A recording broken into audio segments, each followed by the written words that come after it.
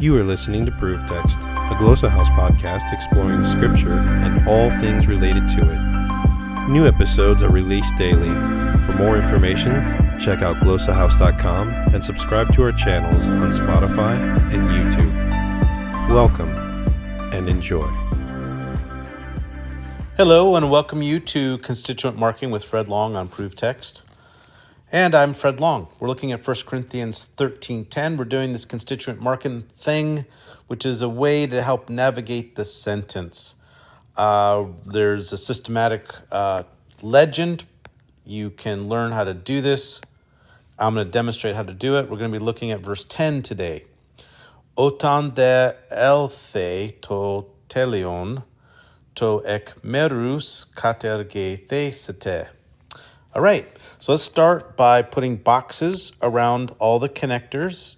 Otan and de are connectors. They're the conjunctions. I'm going to recognize also that otan starts a subordinate clause, and so I put a bracket at the start of it.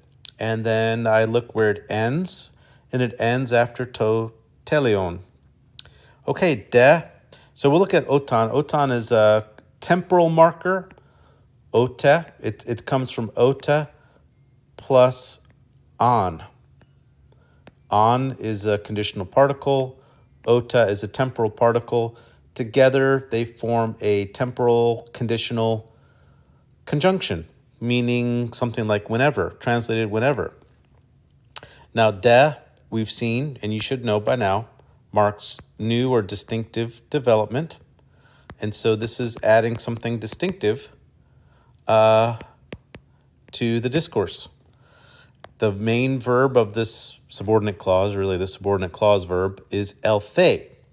Now, otan takes the subjunctive. So we're expecting a subjunctive, and in fact, that's what we see there.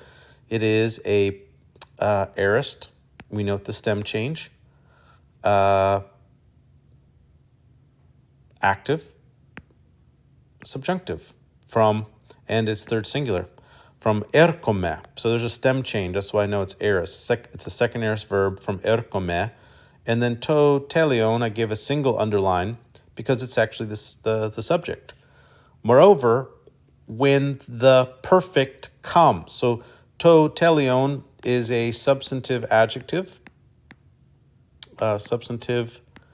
meaning a particular use of the adjective in which that's a terrible spelling of substantive, but it basically means that this adjective is functioning like a noun.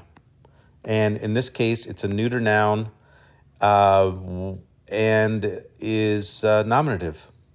So it's governing the verb. I mean, like it's the subject. So yeah, moreover, when the perfection comes, or the perfect thing comes, then we have to ekmerus, which I'm going to single underline. To ekmerus, the to is the article to. Then ekmerus is what we've been seeing, this prepositional phrase, which I'm putting inside of parentheses, but it's also included in the single underline because it's part of what is the subject. Basically, what's happening is this is also a substantive use of a modifier. Like you can take any modifier. Adjective is what is most commonly seen and students learn right away. You could take a prepositional phrase. You could take an adverb. You can take a participle. And by adding an article to it and in the construction in context, it can be functioning like a noun, which is called a substantive.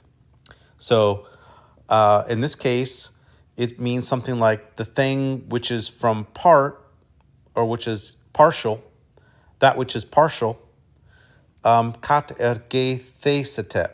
And there we have the verb, future, passive, indicative, third singular.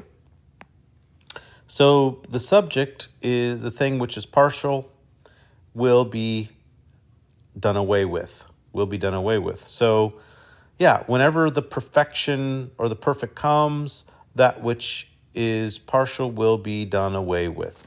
This is what's called a future more vivid construction. It's a default future tense. So the big question is what is to telion? What are we talking about here? What is this referring to?